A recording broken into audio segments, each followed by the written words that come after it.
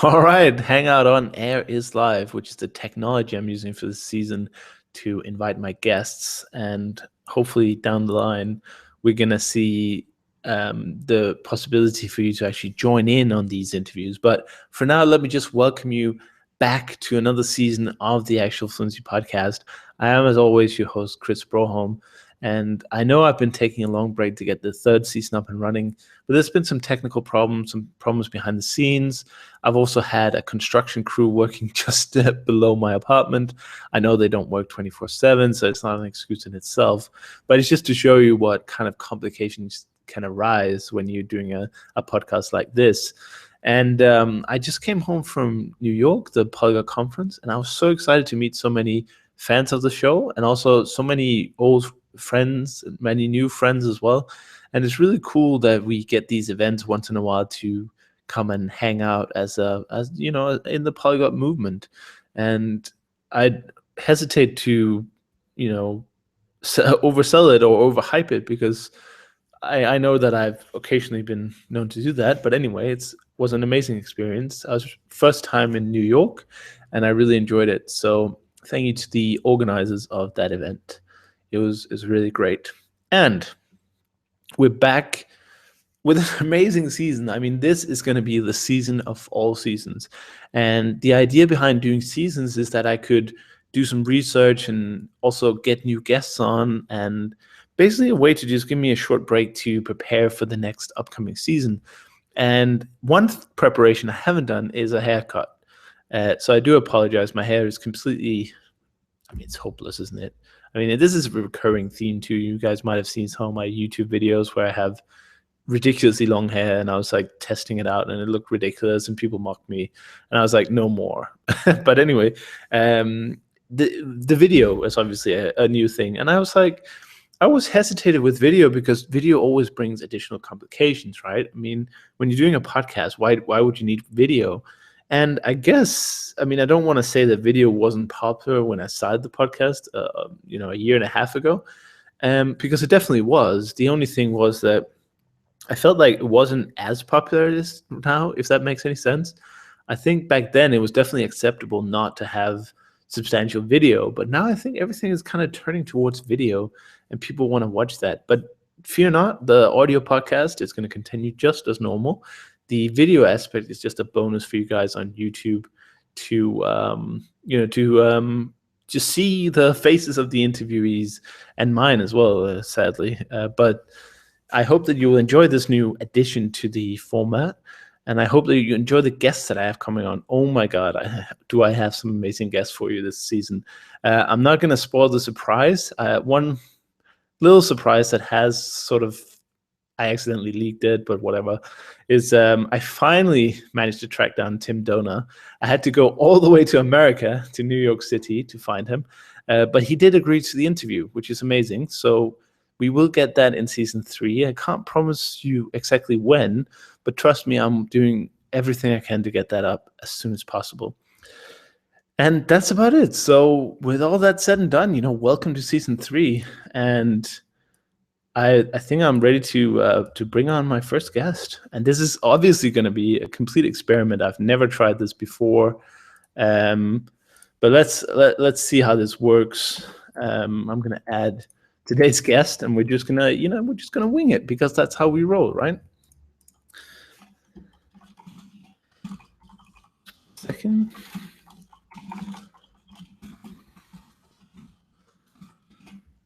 So today we got Haikaa Yamamoto on, and you might know her from such internet hits as what's it called? Skype Me Maybe by Benny Lewis, and also her own music, which is really nice. I love listening to her songs. And particularly my favorite song is Work of Art. And it's not only a very catchy tune, and it's just a really great song. And the lyrics are amazing. Like, I was really surprised by the lyrics in my own language, Danish, which, I mean, she didn't get the pronunciation exactly right, but I mean, who's nitpicking at singers' pronunciation in Danish? But the lyrics themselves were really amazing. And I'm really excited to talk to her today. And actually, she's one of the few people who actually bothered to do a bio, but I'll do that in a second. So I send her the link and we'll see. Hello. Hey, Hi. Can you see me? I cannot see you yet. I can see a lovely picture of you, but I can't see you. Let me see. Where it says. Well, let me get off of Skype. Um, bear with me for a second. No worries. It says camera on. God. Oh, there you are. Do you see me now? Yes, I do. Live. It's like huge face. Do you I was see like, me now? whoa. Sorry. You That's were all right. supposed to see me like, hello, it's nice to meet you, but then it's like You're like all creeping these in. things. Yeah, when we do live, we have to be used to the sort of little Exactly. technical issues.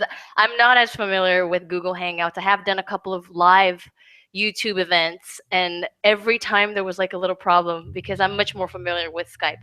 But Right. here we are. Fantastic. Yeah, and this is the first season that the podcast on Actual Fluency has video, so this is completely foreign territory for me as well. Yeah, I was listening to I went into your very nice blog, and I listened to the last interview of the former season, and I read and I heard that you were thinking of introducing video and stuff, and I think it's nice because it's always one more means of communication. Having said that, some people are very uncomfortable in front of a camera, so I think you have to know your guests probably. Yeah, I agree. And also, it's still an audio podcast, so that's still going to happen. It's just to give people an extra insight, I guess, because you see there's just so much more nuance to people's language when you actually see them speak it, I think. I think so. Like I would have to agree. who's that person? You can make a lot of opinions based on a voice, but when you see it, it suddenly makes a lot more sense. Yeah, I think one of the main advantages of living in our times is this whole thing about being able to, do these video conferences because I have like people that I actually consider very good friends and I've never met them. And we've had super long conversations about life, about all these interesting things. And obviously, if it was just a voice, it would have been much colder. But when you see me, I see you, and it's like hi, hi. It's true, yeah. So there's an intimacy there. I think that's created. So I think it was a great initiative of you to add video. Well, thank you. I hope it works out. I mean, fingers crossed. And obviously, this is a private event. That's why I couldn't do the YouTube live, which I Hmm. normally would do just for the streaming and stuff. So this is Right. just a private event. So I get the file on the YouTube, and then I can just use Hmm. that. So I wouldn't have to make a video file and then upload it, which it saves a step anyway. Yes, I Fingers hear you. crossed. Totally. Well, It's you know gonna all work. about that, I'm sure. Yeah. All right. Well, do you have any questions before we get officially started? I mean, it's not like the video part will be with featuring behind the scenes as well, but the actual audio part, I'm gonna just cut at whenever we've waffled on about this video technology and stuff. I'm good, good to go. I think I'll let you set the pace of the interview. I wanted to thank you for this opportunity to be here talking to you and to your listeners. And I read a little bit about you, and it's interesting to see how you got started in language learning. So I think you're doing your share to help build this polyglot community, which is a very diverse community, and I appreciate it. So nice to meet you, Well, and thank you so much. I'm all Likewise, ready. I've been a fan for many years, so I'm happy Really, that's good. to. Thank you. All right. Well, yeah, I'll just do the introduction, Okay. and we'll just go into it. I don't have a script or anything, so we'll Okay. just see where it takes us. All right, everyone, we're back with another episode of the Actual Fluency podcast and another season, indeed. And on today's season or episode, I've got the amazing Haikaa Yamamoto. And I'm going to say Haikaa has been so amazing to actually send along a bio because I ask everyone on the show to write a little bit about yourself. And everyone is just like blogger, podcaster, or I make videos. And I'm like, okay, that's useful. But Haikaa actually sent a really nice bio, so I'm going to use that. Um, Bear with me for reading it out loud. Honor yourself, honor others, honor the planet. Haikaa radiates these messages and more through her music and writing. The multicultural pop singer, songwriter, and author hails from Brazil, Japan, and the US. Haikaa, welcome to the show. Thank you. Hi, Chris. It's nice to be here. Fantastic. And of course, I first heard of you back in the day when you made the Skype Me Maybe video, or you had an active role in it. I remember, who was that singing that, the long, you held the note for a long time. I was like, that doesn't sound like a random polyglot, so I looked you up and I was like, that's really cool that you have time to come by the It podcast. was a nice, yeah, it was great participating in that because to me it's always been like language and music. So to be able to participate in Skype Me Maybe actually put me in contact with a lot of cool folks around the world like you. So, thanks again to Benny Lewis for including me in that. And I had some fun singing in Rajasthani. Yeah. Yeah, there you go. That's language never heard of. People have never heard of before was first presented in that video, which was amazing. But before we get into the language part, I just wanted people to get to know you a little better if they haven't heard about you before. So, what's your story? What's your background? How did you become this world-loving and traveling into languages, music, and how did you get to where you are today? Okay, I'll try to be brief because I like to talk. Okay, so I'm a Japanese descendant, right? My parents are Japanese, but I was born in Brazil. So that's two languages there already because my mother spoke to us from a very young age in Japanese. Um, Afterwards, I think when I was around 12 years old, I started studying in an American school while still I was in Brazil. So that was my third language right there. And after that, I went to the US and I lived in Japan. So I really always had a very good opportunity to be in contact with many languages. Having said that, I think it's also something that I have always loved. I remember ever since I was a very, very little child, not being very shy. Every time I saw somebody speaking a language I didn't know, I'd be like, excuse me, what language are you speaking?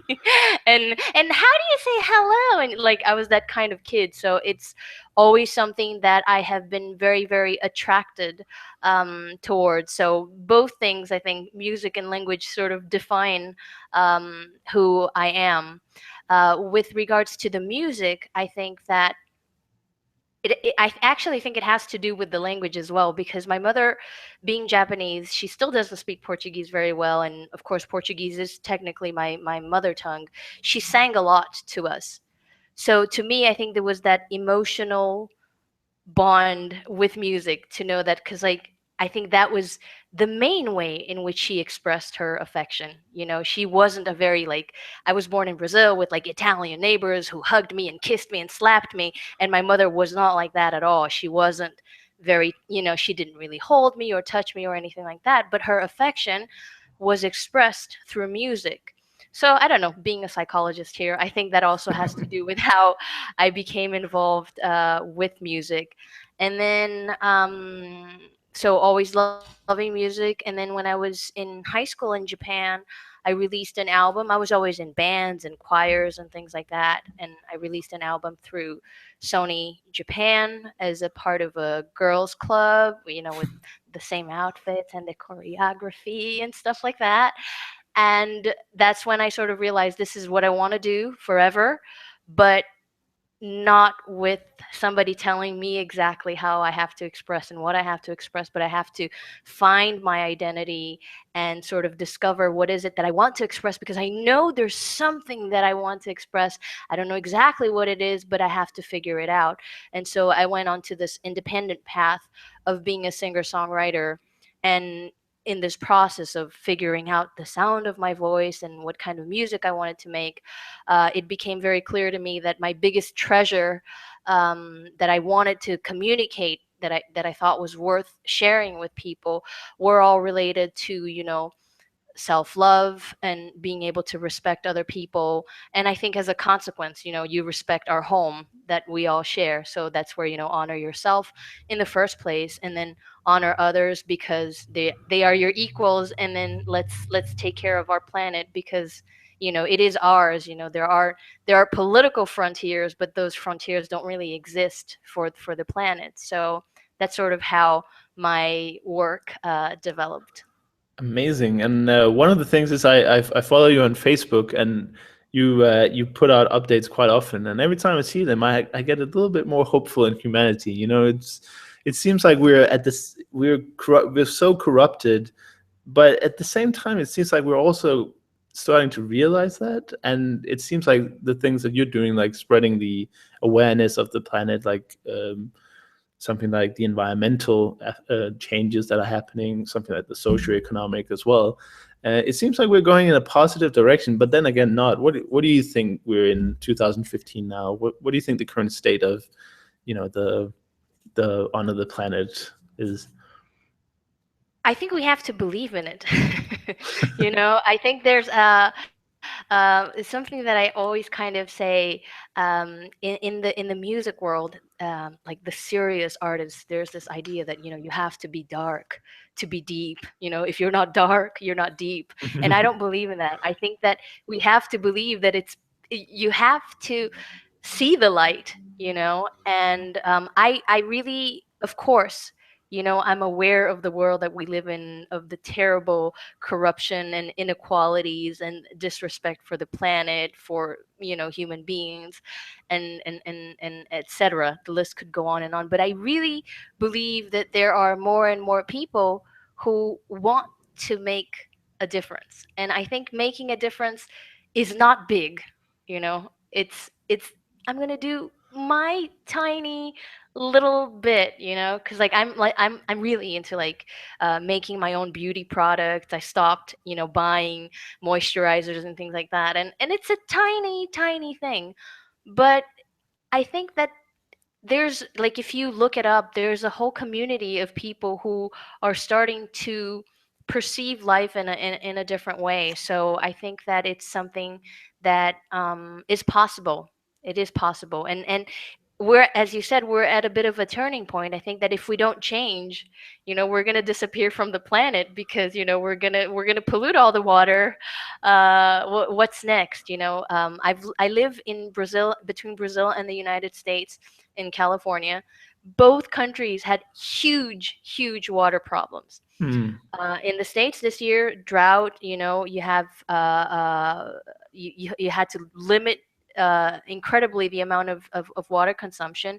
And in Brazil, which is a tropical country, Hmm. you had that too. So I think that we have to change. Otherwise, we're just going to disappear from the planet, which is not a bad thing for the planet, I'm sure. So, That's a you know, very that's a very philosophical question for sure.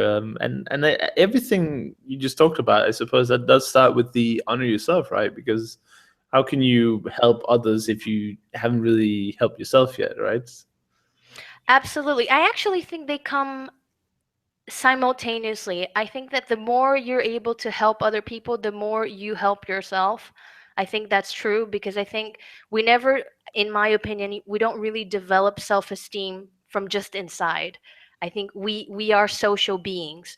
We need that sort of feedback from the people around us. So I think that we kind of do things simultaneously. You try to help somebody, and because you were of some help to that person, it makes you feel a little bit better about yourself, and because of that you're able to extend that. So again, I think it's a positive cycle. But I think honoring yourself, a lot of my music is about this ability to accept who we are, is definitely at the core of this process, because I think that when we're trying to be another person, then it's not going to work. And I Right. think when you're an artist, it's very evident, because it's when you sing, if you're imitating another person, it's so obvious. Or if you're not feeling what you're singing, the lack of honesty becomes very obvious.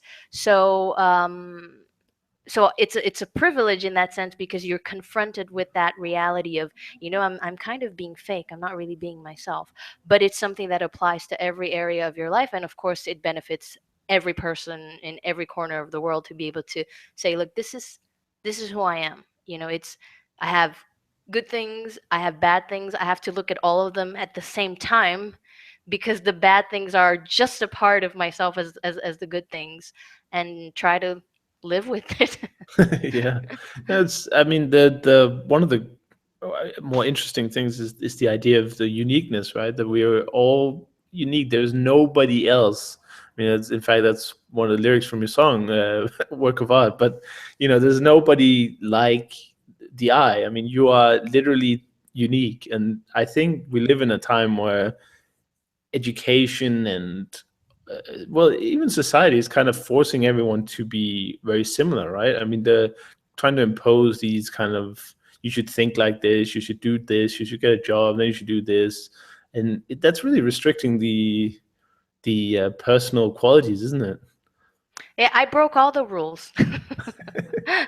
I broke all the expectations in the traditional sense. The way that I carried on my life professionally, my educational career, my personal life with the family structure that I have. Everything in my life is sort of not what status quo would say is correct. So I suffered a lot of prejudice at many different, from a very young age, a lot of heavy sort of prejudice of people who were disappointed in me.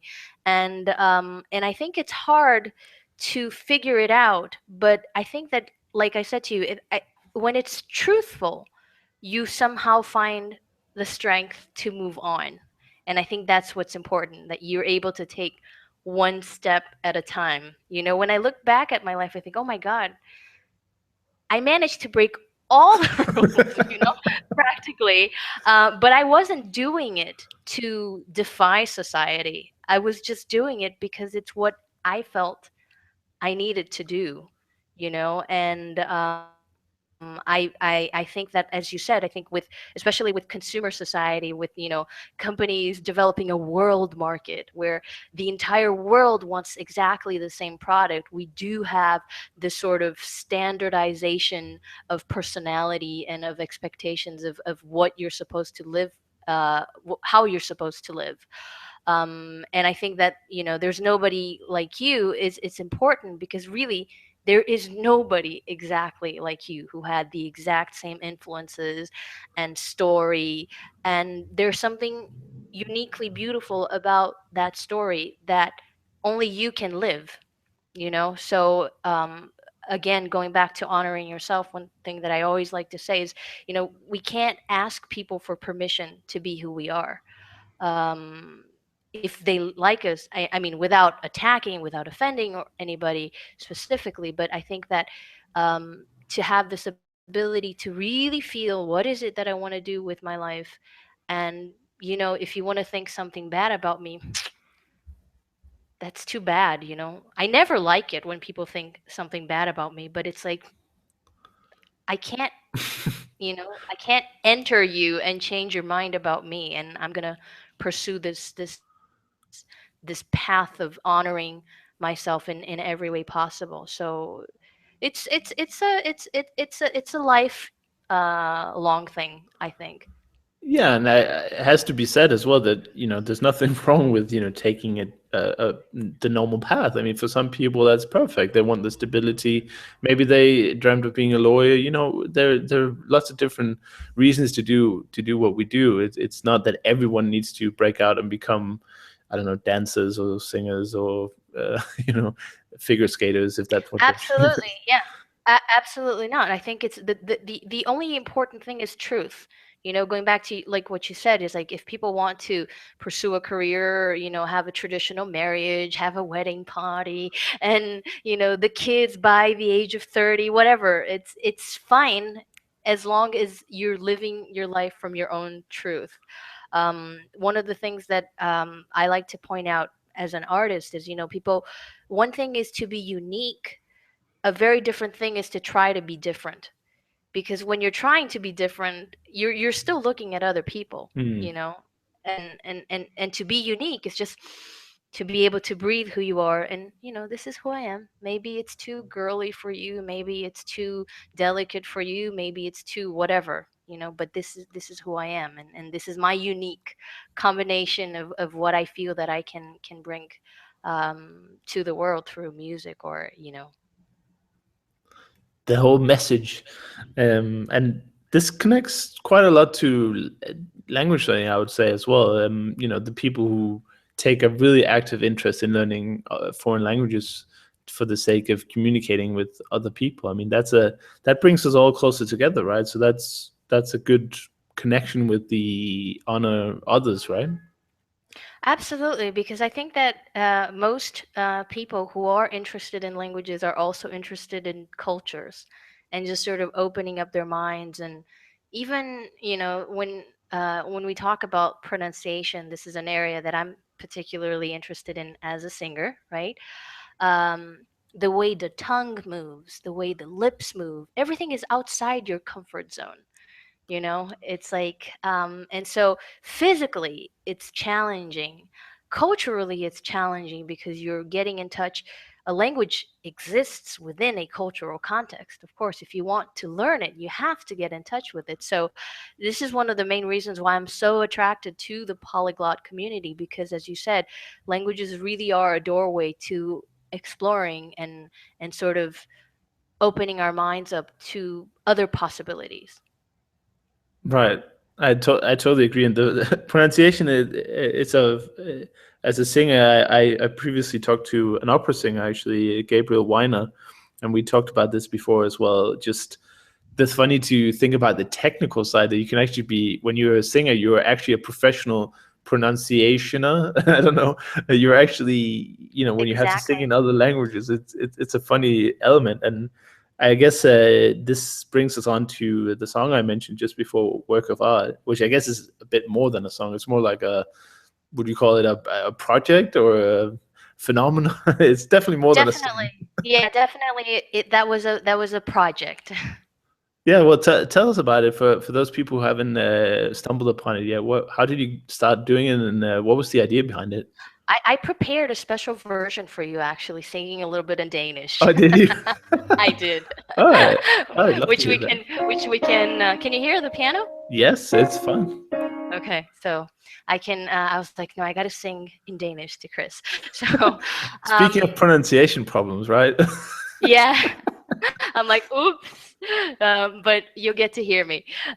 So, "Work of Art" is a song that I wrote with my songwriting partner, Mercury. He is my songwriting partner, my life partner. We're partners in everything, and this is a song that we wrote back in 2007, I think. And it's a song of self acceptance. "I am a work of art" is the main line of the song, and it really, I think it, for me particularly, it came at a moment in my life where I felt very bad about who I was, and with very low self-esteem, very low level of courage. It was actually the first song that I wrote after I swore that I would never sing again. In 2006, Wow. I quit my career. I said, I'm never going to sing ever again. This path has given me so many nightmares, so many tears, so much disappointment. That's the end of it. And then in 2007, the inspiration came, and it's like, no, it's not your Wow. decision. You don't get to choose. This is not how it works. And I understood the message that, I can't run away from music. And so, having that sort of meaning, I really wanted to take this important uh, emotion out to the world. And I said, why not try to sing the song in as many languages as I can? Because symbolically, it would mean, to be able to celebrate with people from all over the world our uniqueness. And so, based on the song, do you happen to know somebody who'd be interested in writing a language? And the person would be like, okay, I'll write Mandarin. No, I'll write. Oh, I know. I have a friend who is Armenian, and he's going to write the Armenian version. And so, it was really mouth to mouth. because I wasn't working with a budget or anything. It wasn't like Disney, you know, let's do Let it Aladdin. go. Yeah, it wasn't, which is a great song, by the way, I think. Yeah, I love And it. Yeah, I love it. And kind of so it similar was, actually. yeah, A little bit. There's a bit of yeah, the letting go energy, there. yeah, you're right. And so I began doing it, and after about a year and a half, I had the song in 20 different versions, full length versions. And I wanted to do a video of it. Obviously, I wasn't going to sing the whole song in 20 different languages. Otherwise, it would be like a 6 hour and a half video. So I did just little bits in 19 different languages, and the video is called Work of Art Global Project. People can find it on YouTube. And I think it was interesting just to see how many people were intrinsically motivated to participate, because they felt that this was a message that they wanted to express. And respecting the language aspect of it, I always asked people, I said, this is the general idea of the song. Make it your own, make it belong to your language. And again, taking into consideration the cultural aspects of each of the languages. So that's how it all came together. It's amazing. I love the song. I play it so often on YouTube that I probably account for like a percentage of the of the hits or Thank something. you. I Thank you. love I it. really appreciate it. And it really hits home. I just wanted to add that fact with the Danish. And I have a funny relationship with Danish. I've lived there for 25, 26 years. Was born there, as Danish as you can be, probably. But when I was a little bit older, I learned English, and I just grew so fond of English that today I actually almost consider myself a little bit more English than Danish, because not because I have any English culture or anything, but with the language I feel more associated with it. So, but then when I heard the song, the Danish lyrics came on, and I was like, wow, that's really powerful to actually hear it in your native tongue, even though I'd sort of cast it away. And it really proves the whole Nelson Mandela thing, the speak to a man in a language he knows and it goes to his head, and speak to a language, his language, then it goes to his heart. And it really did for me, because I really connected to particularly the Danish lyrics, which are incredible. Tough to sing. Danish pronunciation, even when speaking, is amazingly difficult. Most Danish people don't know how to do it, but you managed to do it in a way that I could understand you for sure. Wow. A huge compliment, because I think it was totally new for me. Definitely the whole phonetics, very very difficult to grasp. The Danish lyricist, we call her Lærke, but she says it's Lærke. Yeah, Lærke. yeah, Lærke. Lærke, was very, very sweet and very patient throughout the whole time. And she kept sending me, MP3s of her singing. And I'm like really trying to absorb the whole sound. And I think, all language lovers know this, but I mean, just speaking a language you've never heard before or a new language, it's so much fun. Right. It's just so exciting and new and fresh and scary, and at the same time, to me actually, I've said this many times, the Danish version was my favorite. I love the sound of the language, and it just really really um, struck a chord with me there. So Yeah, me too. And another, and not to again, Frozen. The Danish Frozen is also one of the best, I think. And I don't often say that. I don't consider any Danish Disney song superior to the English one, but that one, the Frozen, Let It Go. That one song is amazing in Danish. There are actually people learning Danish out there. I know this for a fact. So if if they're interested, you listen to Work of Art in Danish and listen to the Let It Go in Danish. Those are two amazing songs. thank you, thank you. It was great to. It's very reassuring to get a comment like that from a native speaker. So, and it's interesting you say that about your relationship with Danish, because in a way that's sort of my relationship with Portuguese as well. I feel closer to English for some reason, emotionally, even as an author, writing texts and writing lyrics than I do in my native tongue, which is Portuguese.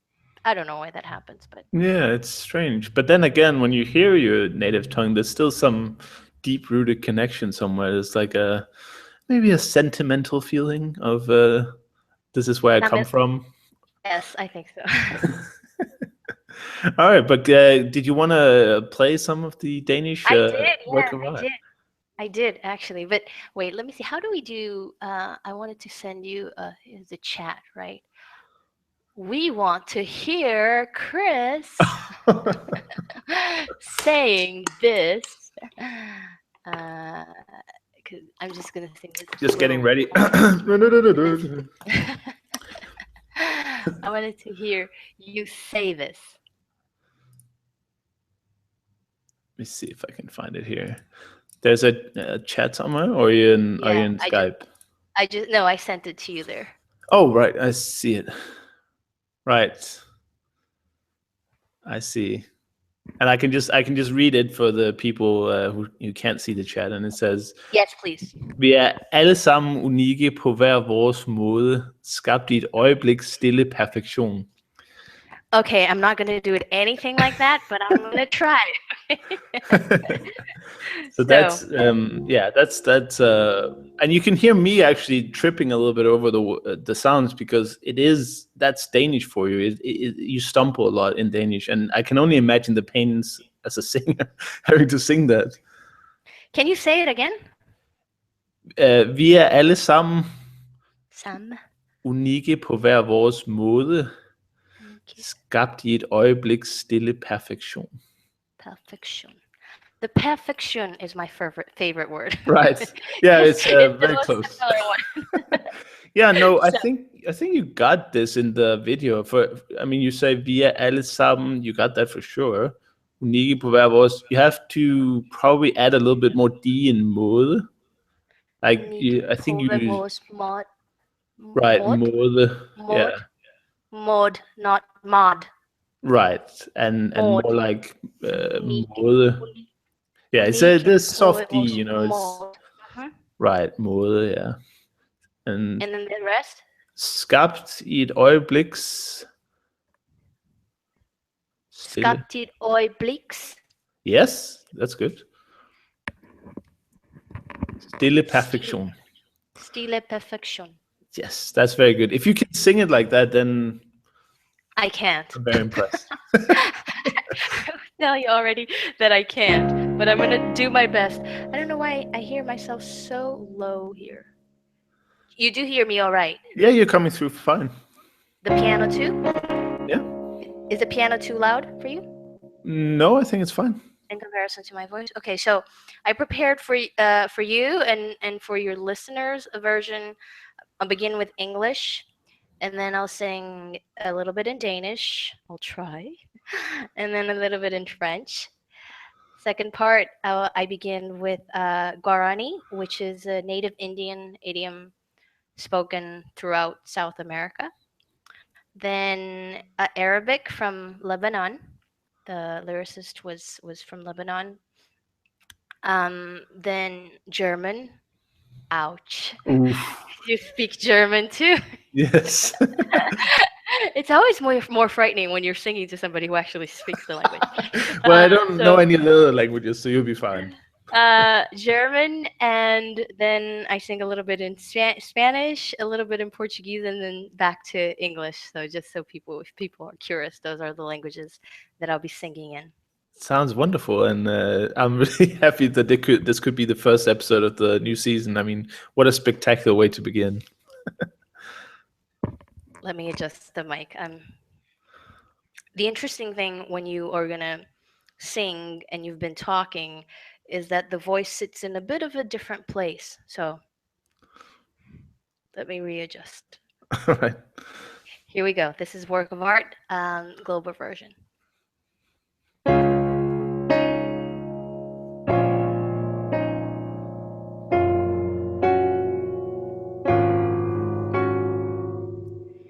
Just because I can't put it into words doesn't make me less worthy of your trust.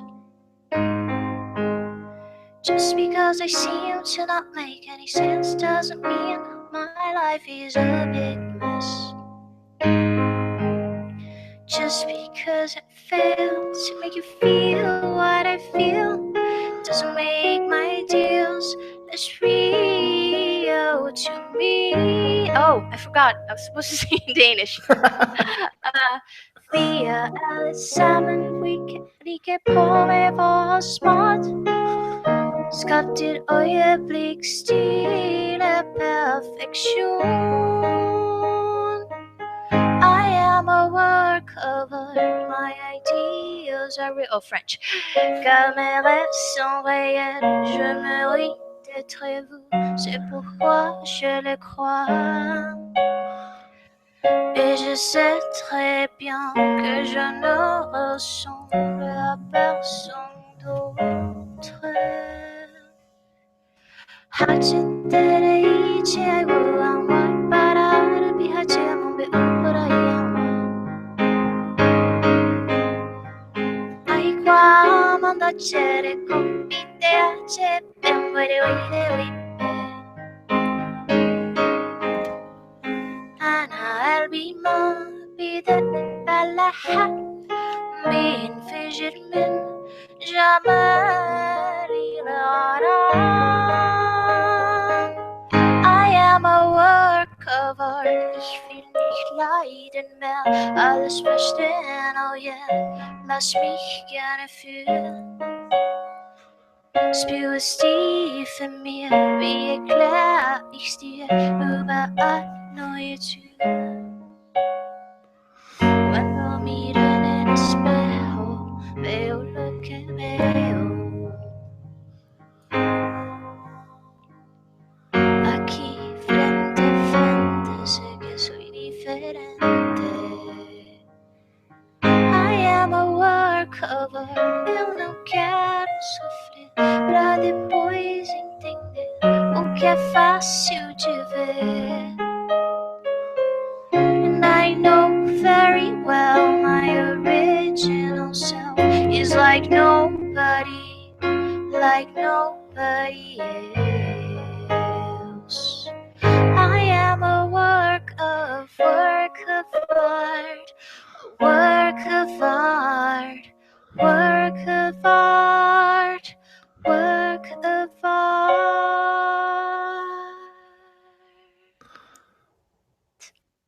Well done. Thank you. I don't hear myself, which is kind of strange to sing when you're not hearing yourself. But if you heard me, Right. that's fine. I have a lot of questions related to the song, actually. The first one is it hard to convey a lot of emotions when you're singing a language that you don't speak at all? Let me tell you a secret. As a songwriter, I do these maps that I visualize when I'm singing with a lot of imagery. So that's particularly useful when I'm singing in a language that I don't know, because that imagery is there. So right. maybe I'm thinking that I'm singing, at the top of a mountain, or I'm thinking that I'm jumping down the Grand Canyon and flying, or so the use of imagery, particularly when you are singing in a language that you don't have any intimacy with, I think helps. Right, because like when you're singing, let's just say a word. Every word has connotations. Like if you say the word "beautiful," you immediately get a lot of images in your head. So I guess your technique is just you have the images, not the the word when you're speaking in, let's say, Armenian or whatever, those languages that are probably not on your learning list at the moment, but Right. could come down in the future. Yeah, so it's a tool that as a singer, you can use and to sort of try to permeate the song with emotion so that you're not just mechanically doing the sounds.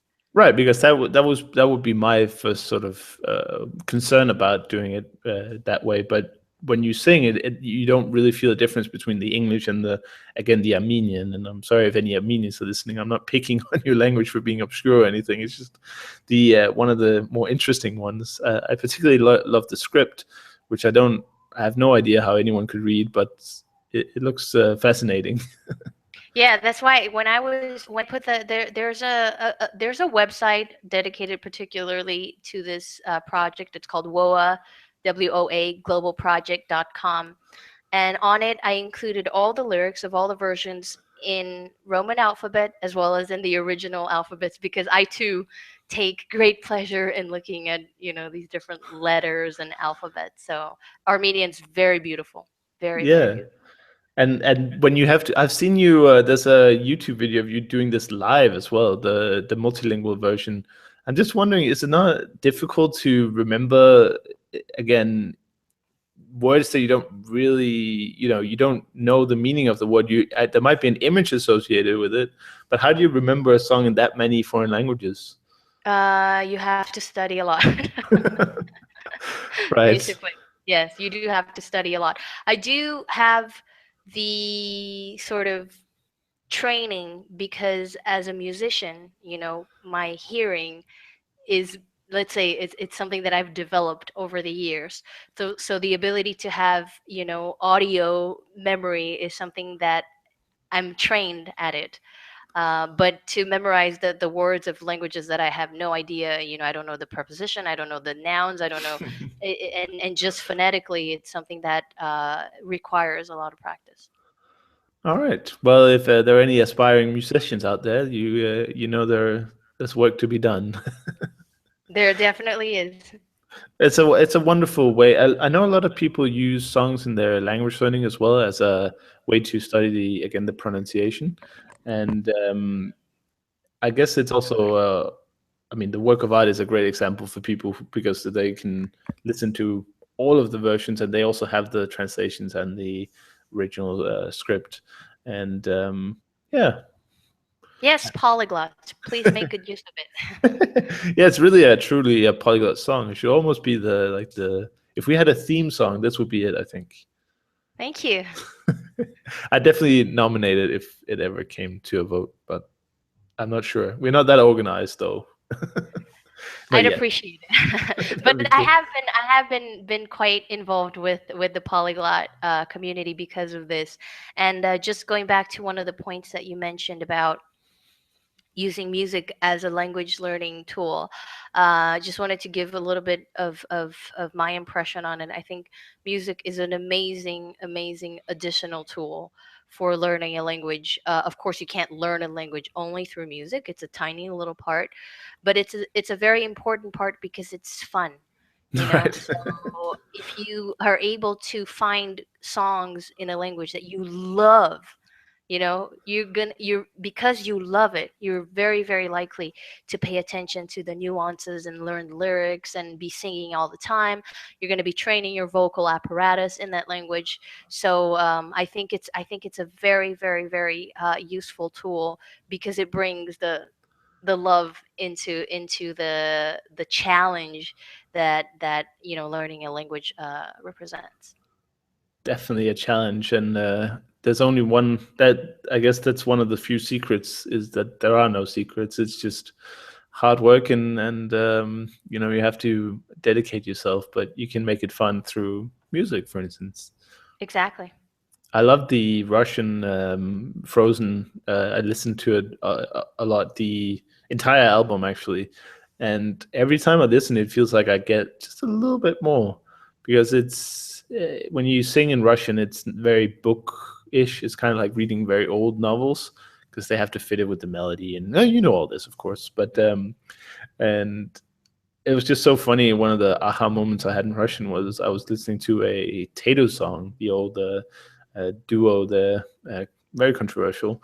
But again, people who were probably following their own paths, how they felt like. And I just remember such a basic thing as word order. In Russian, it's free because the ending indicated whether it's an object or a subject or whatever. And I was just like, wow, you can just put whatever word order you want, and it's still the same meaning. And when I first heard the song, I didn't understand the lyrics because that's an unusual word order for me. I would do it the other way around. So I was just like, I don't understand this at all. And then after studying a bit more, blah blah blah, listening to it like 100 times, and I was like, wow, yeah, I guess you can just do it like that, huh? So Yeah, so that's see, you even got that. You even got a little bit further than just the sounds or maybe a word or two, but actually the language structure. So, and I think it's amazing because once you get it, right?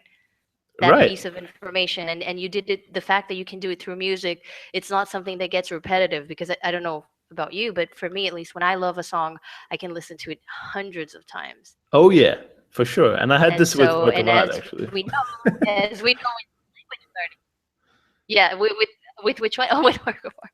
Thank you. In language learning, that's very important. So music again is a very very helpful tool because you can do the repetition without it getting tedious. It's fun every single time. For sure. And right now I'm listening to a Scottish band called what are they called? Dead something like Dead Man Hill or something, and they made a song called "Banging Your Drum" or "Bang on Your Drum," and it's just a really amazing song. So that's totally stuck on my YouTube now. It's play all the time. Exactly. I'm exactly like that too. It's like I get stuck on a song and I get like highs from listening to the song. So All right. definitely it can be a good tool for language learning. Yeah, I agree. So we've been talking a lot about music and improving our lives and all these things, but what about the sort of specific language learning challenges? Because I can imagine you must be very busy with all these creative explorations. How do you find time to learn any languages on the side? If what kind of projects do you have in the next? Uh, Right now, in terms of learning languages, you mean projects in terms of language learning? yeah, well, improving or learning or writing Yeah, songs about them or what anything you I'm can think of.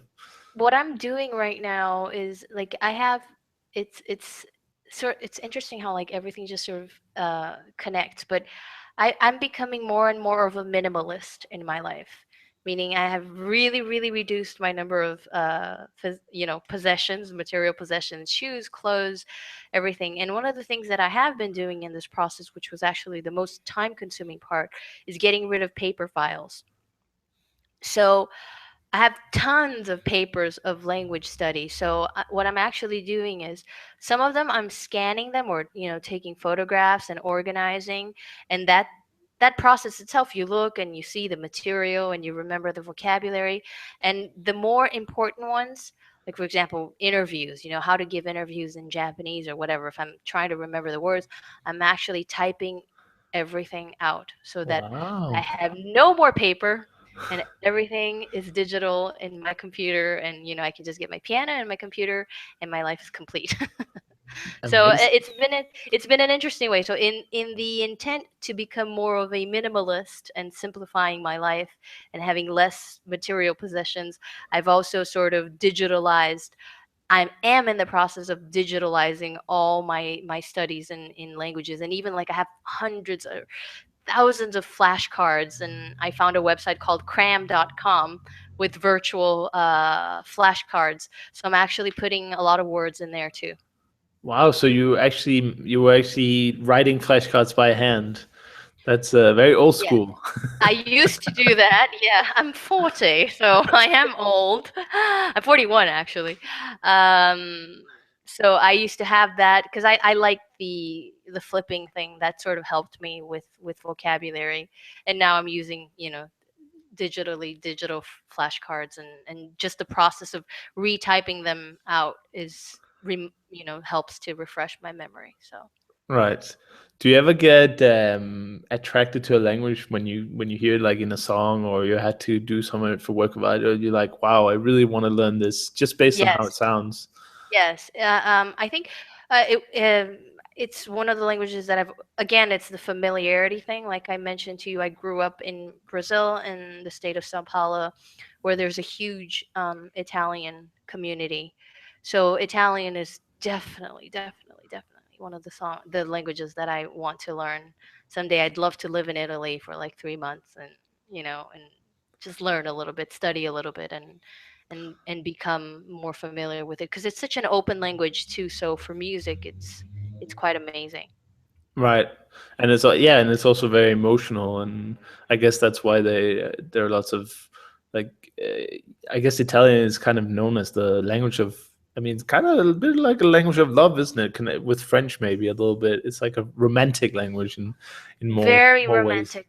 Yes, very, very romantic. I think the emotions are very outwards. I think the French is a little bit more cool, like it's more like a sexy type of love, and the Italians are more like, you know, and it's something that I identify with. So that would be a nice, very, very nice project to be able to speak, you know, average Italian, to have a conversation. You can do it. You can do it. Thank you. Have the confidence. That's one of the first things you said today was like something about, you need to have the confidence to step out of the comfort zone. And that is so true for language learning. If you start learning, let's say French or whatever, with the idea that you cannot learn a language, then guess what? You can't learn a language. Yeah, I think that the thing with language learning to me is that I think we, and everybody, I'm sure that in the polyglot community is aware of this, is this whole feeling of being very vulnerable, right? I mean, as an adult, you have your ideas and your opinions and you express them through language. And then you start a new language and you're like back to baby, you know? And you have to learn everything. So I think that this to be able to stay vulnerable when learning a language is very important because you have to almost be totally okay with making mistakes. You have to almost like mistakes because you know that they're part of this process. So Humility is that's a key word. I think you need to. I mean, you have to understand that before you sound cool, you're going to sound like an idiot, and that's just part yes, of the process. exactly. And the funny thing about the making mistakes part is that Benny told me once, or maybe it was in a video, I forget, but he said something like he was trying to make 200 mistakes a day, so he wasn't trying to avoid making mistakes. He was just saying, I need to make 200 mistakes today, then my day will be a success. And that kind of goes with like sales theory, which is a bit of a weird tangent. But like you, I found that language learning is almost, it works with everything, like dieting, exercise, schoolwork, learning to play chess. I mean, everything is connected, it seems. And for the sales theory, it's like if you call and you're really scared about a rejection, like if you're a cold calling salesman, guess what? You're never going to make a sale. But if you say, I heard of an office that did a competition of who could get to, I don't know, 50 rejections first. And guess what? The sales of the office went up like 1,000%. So it's funny how everything is connected, isn't it? Yeah, and I think it goes back a little bit to what we were saying about, being open to life. I think that this idea that we have to get things right is basically part of this consumer culture that we have, that we have to always look cool. But if you always look cool, guess what? You're not going to live your life because you're not Right. going to take risks. Everybody looks stupid, everybody makes mistakes, sometimes big mistakes. And it's not any different in language learning, but as you said, the process of learning can be applied in any area of your life. So that's the good thing about learning how to learn, and I think polyglots do that particularly well. Yeah, and that's why it's generally a very lovely community to be part of because they have such an open worldview that you just they have a positive attitude to everything. They don't complain about small things that don't really matter. It's a generalization obviously, but in general I feel like they're more open and they're more tolerant as well. And if everyone would just be slightly more tolerant, I think we'd have a way better world. But obviously now I'm dreaming a little bit. I think I agree with you. I think that I think tolerance is everything. I mean, we don't have to agree. We don't have to Right. be best friends. But as long as you're doing your thing, I'm doing my thing, and where our worlds meet, we can be respectful. I think it's wonderful, and I think that the fact that the polyglot community has that characteristic. I think, like you said, we're generalizing a little bit, but the openness that being a polyglot requires technically already makes people a little bit kinder and more tolerant. So that's wonderful. I think it's a great thing that we're you guys, are sending out to the world with this whole polyglot movement. You're definitely doing our best, but you're not doing so bad yourself with the, with the multilingual language versions, because as we talked about, language is the link. If you don't have a common language, then you just you can't do anything. But if you have a message and it's translated into, I mean, you sung it in 19, but you had 22 versions, right? So that's a message that gets quite a reach, I would say. I haven't done the math, but it's probably more than half the world that can understand It that. is, yeah. It is. It's billions and billions of people. I read that you speak Esperanto, right? Yeah, I would say upper beginner, maybe lower intermediate, Oh.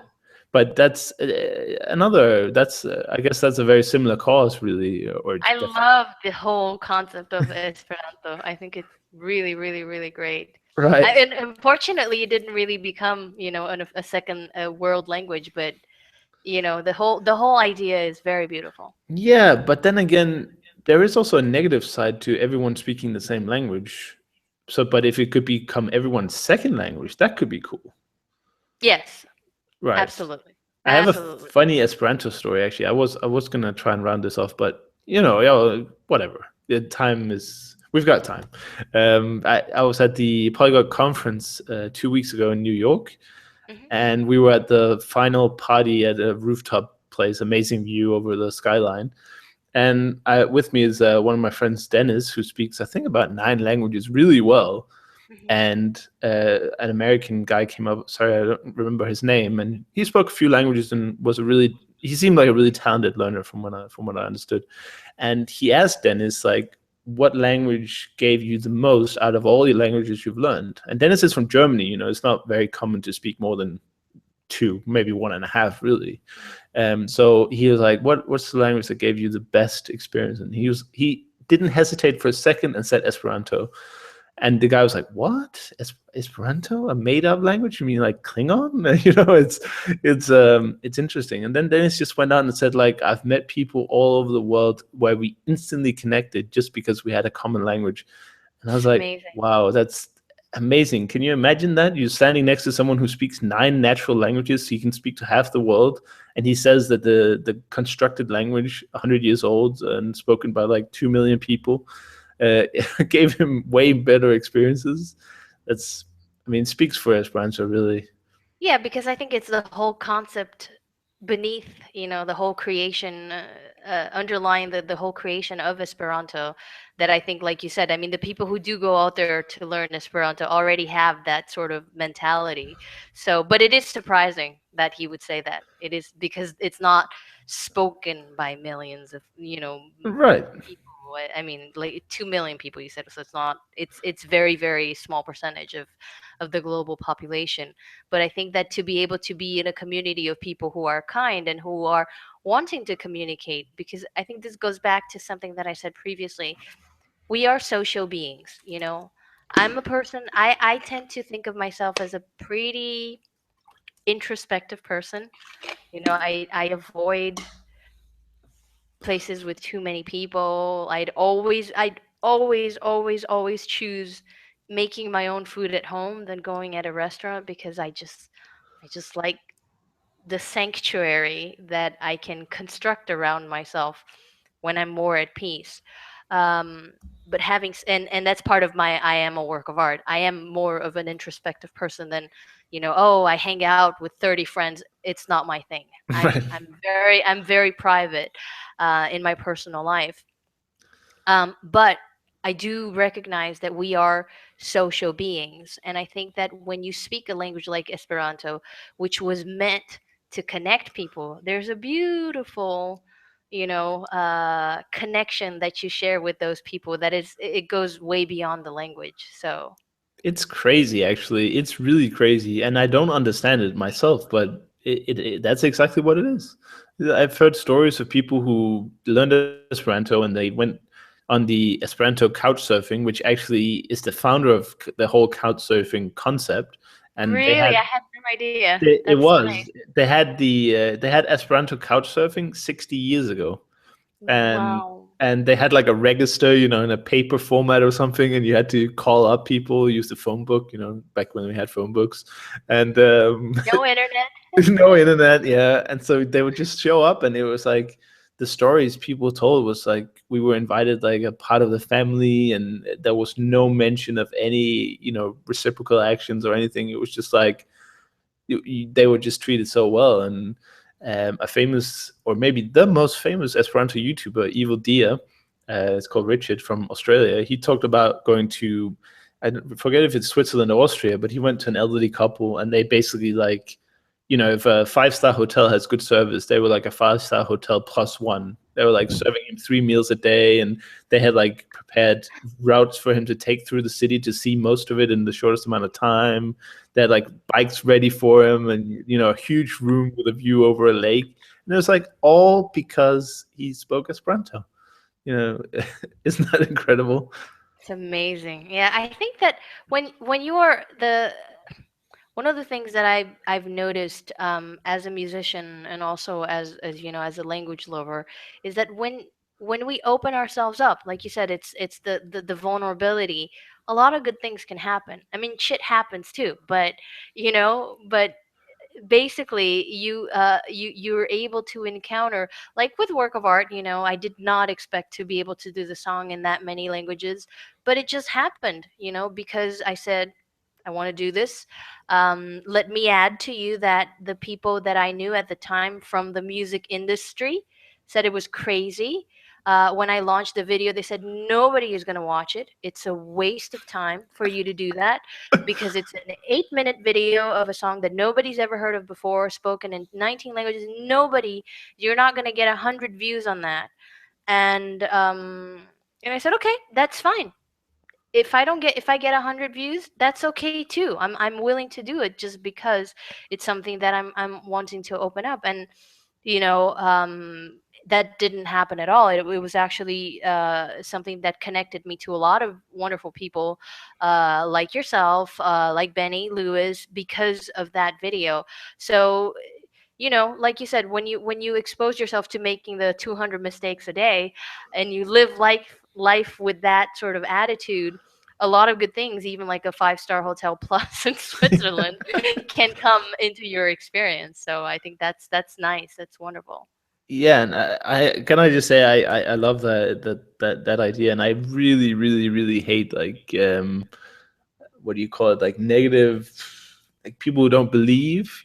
I don't know what to call them, but the most remarkable one I remember was a motivational speaker on YouTube, um, called CT Fletcher. He's like a weightlifting guy, but again, everything's connected.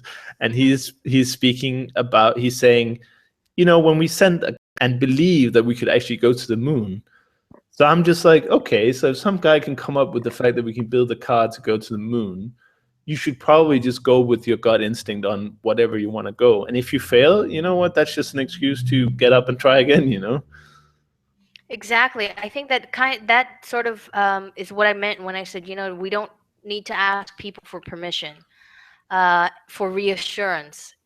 Just take the risks, and if you fail, you fail. I have failed so many times in my life, but the accumulated failures are a success in a way because they've always led to some kind of learning and some kind of improvement and some kind of knowledge of the world, of life, and especially of myself. So I think that that's kind of the spirit that I wish, more and more people could live life based on that. And I think for the people who don't believe, I mean, they have the right to say whatever they want, and it's our choice to listen or not to listen. I mean, I've heard, like, with work of art, that was one thing I literally heard, that it's a waste of time, don't do it. And it was actually, I got special mention by the United Nations Alliance of Cooperation in the meeting, annual meeting that they had. It was actually one of the biggest things that I did in terms of recognition because of what it represents to people. So it's not something, I think that people can say whatever they want, and we can choose to believe in what they say or not. No power drills. No, but that's just cars. I mean, it's impossible to record. I need to build like a studio, like a a phone booth studio or something, and just Jesus, drivers are terrible here. They're so rude. But I was that sorry? Did you hear any background noise from me? No, not at all. This mic is actually very good. The mic Yeah, that I'm using. Yeah, I because that's sort of how I dealt with the issue of background noise, because everything would get into my vlogs or, interviews. And with this directional mic, I felt that I eliminated, I don't know, let's say 85% of the noise. right. Yeah, I'm thinking about getting one of those, or actually just a normal headset. Is also they also have amazing noise reduction technology. Um, Yeah, exactly. so I'll definitely look into that. And I guess with the with what you just said about just doing it, just keep going, something like another one of those funny things is like Michael Jordan didn't make the basketball team in school. It's like Oops. yeah, yeah, the trainer must have been a little bit probably made a mistake. And I think Walt Disney wasn't hired for the as a cartoonist or something. It's basically there are lots of these stories, and I think there's a compilation on YouTube. If people are a little bit low on motivation or they feel like they're not going anywhere, watch something like that, and it will really inspire you to the fact that as long as you never give up. And again, this is completely the same with language learning.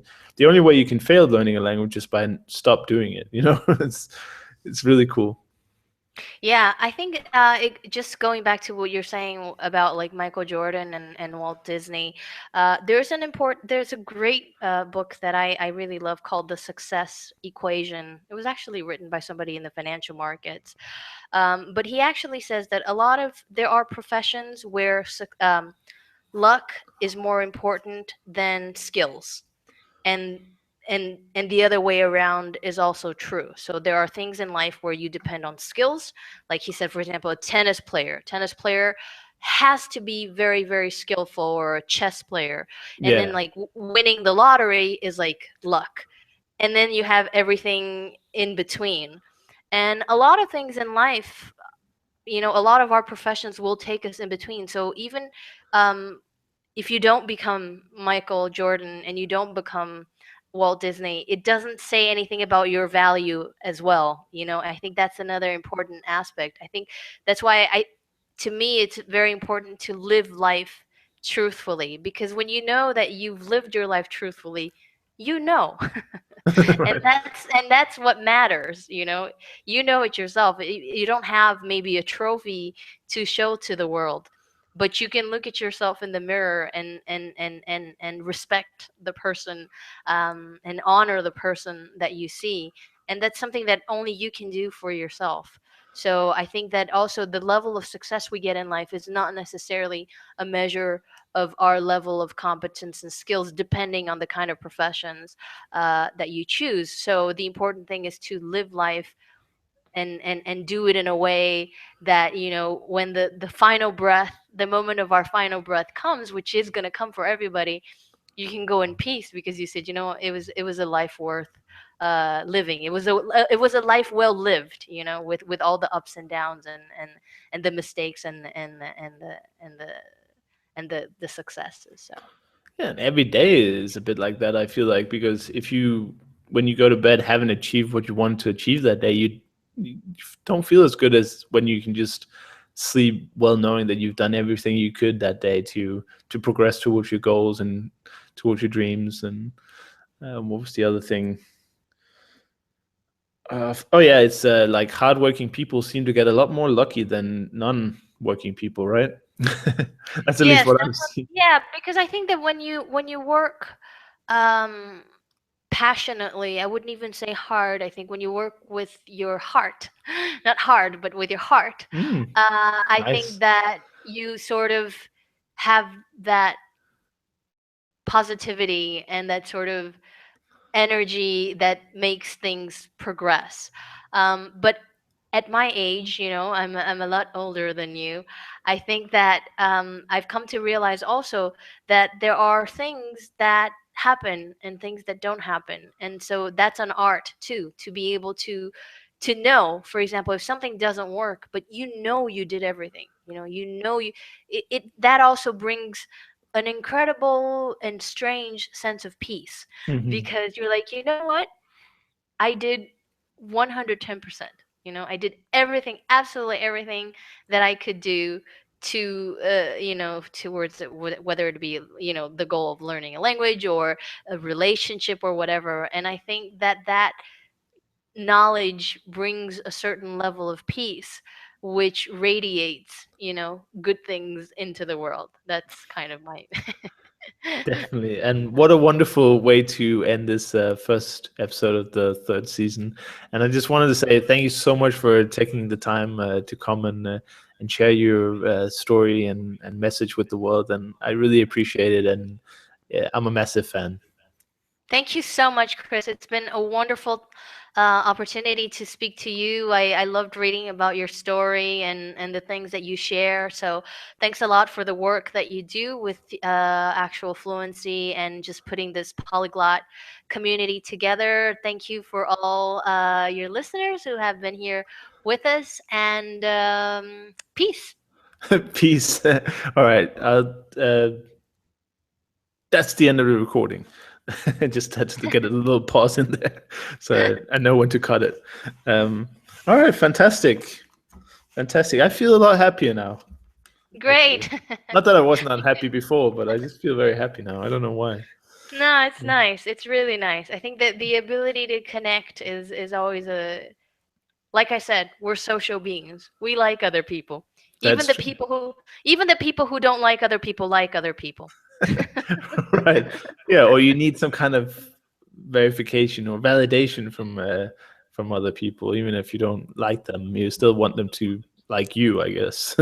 Yeah, it's nice, and you're doing such an amazing job. Your blog is really interesting, and I think that, as you said, and as we discussed during the interview several times, I think the polyglot community really radiates something very important for our world, in terms of connection and respect and the tolerance for errors and the humility. So For many sure. things that make this world so much better. So you're definitely doing your share very well, and I really appreciate you for that. Well, thank you very much. I'm trying to do my best, and when I started the blog, I actually didn't have that kind of backstory out because I was worried about people in my life reading it, which is kind Yes, of weird. I know how you feel. But then I was like, you know what? I have this message here. I have something powerful that I can actually share with the world. And when I started doing that, people were just amazed at it because I have on my site I have an email list, and once you've been a part of it for I think it's about a month and a half or something, I send this really long email that really goes into detail about the story, just as a a bonus for the dedicated members of the email club. And people just reply to that and they're like, wow. And they tell me their story. And I'm like, wow, wow, double wow. And it's really amazing that we can connect this way. Of course, I don't know the people who send me the emails, but after having read, one time I literally got like 6,000 words, I think he sent me, of a story of how he had gone through lots of trouble and how he bounced back, and again how languages was sort of a way to improve the situation. And I was like, wow, that's only happened because I put myself in a vulnerable spot, like you talked about earlier in the interview. Exactly, and you would never have had such an amazing experience if you hadn't, opened yourself up to maybe being ridiculed, or maybe some family members, friends saying, "Oh, oh, Yeah, blogger." He thinks he's a blogger. He thinks he has something important to say. right. Whatever. And The I kind think of that things that every I time get I the. press the button, every time I press the submit button, I'm like, what right do I have to send this out to the web? And then I like, I have the right. No, Finally. it's wonderful. I think that the internet has made it possible for us to really share a lot, and I think that in that respect, because I kind of say, you know, you don't have to help a million people. I mean, if you help one person, it's a lot, you Yeah. know, and when you help that person, you help yourself, so that's two already. And so I think that a lot of the negativity in our world and a lot of the disbelief comes from the fact that the problems are so big. And you say, you know, I can't do anything alone, but it's not true. I mean, every little bit helps, every little hope that you're able to share with somebody when you share your story. And I was touched by your story and how you got into languages. Completely different story from mine, where I was, you know, I was just born, you know, with languages all around me, and you got into this in a completely different way. And but it connects us in a way that makes your life richer and my life richer. And you know, what could be better than that? So keep up the good Okay. work. If you need anything from me, I'm sorry I forgot the lyrics when I was singing.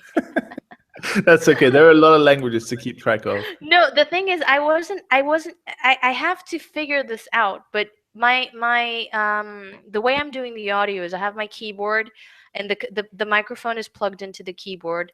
I have a USB cable going into the computer, and I have headphones coming out of the computer to hear so that I can hear you. Sure, yeah. But then I don't hear myself because the piano does not go into the computer.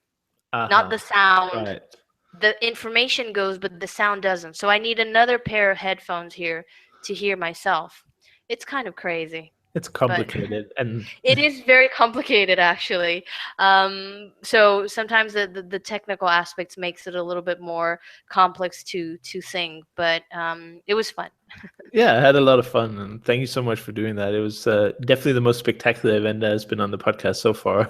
Thank you, thank you. If you need anything from me, if there's anything that you want me to post on my Facebook page, just let me know. I'd be happy to post it and share your stuff. If there's anything specific from your blog that you'd like me to share on my page, I'd be happy to do it. So at Cool. any time, not necessarily now, not in 2 years from now, whatever. It's just let me know, and I'll be happy to share your work. Thank you so much, and likewise, if you have any new stuff coming out, I'd love to share it as well and do anything I can. And the last question, I guess, here in the final few seconds, will we ever see you at one of the polyglot events around the world? I'd love to come. I'd love to come. I don't know who are the organizers of the polyglot events, but if you know any of them and they want to bring me there, I would love to. Absolutely. I'll see what I can do. Otherwise, there's the Berlin one in next year in May or June. I'd That's love to. That's open registration, and that's the greatest because it's a 4-day event and it's very casual, so people just hang out and you know mingle, Right. which is really cool, and intertwine with some talks and funny stuff like concerts. We had a multilingual concert last year for a guy who sang in I don't know how many languages. I wasn't there that night, but that would be a great event. I can send you the details as well. Okay. Sure. Keep me posted. Cool. All right. Well, I'll stay in touch and have a great so your day evening Afternoon. afternoon ish. Yes. All right. Great. See All you. right. Bye, Chris. Bye. Thank you.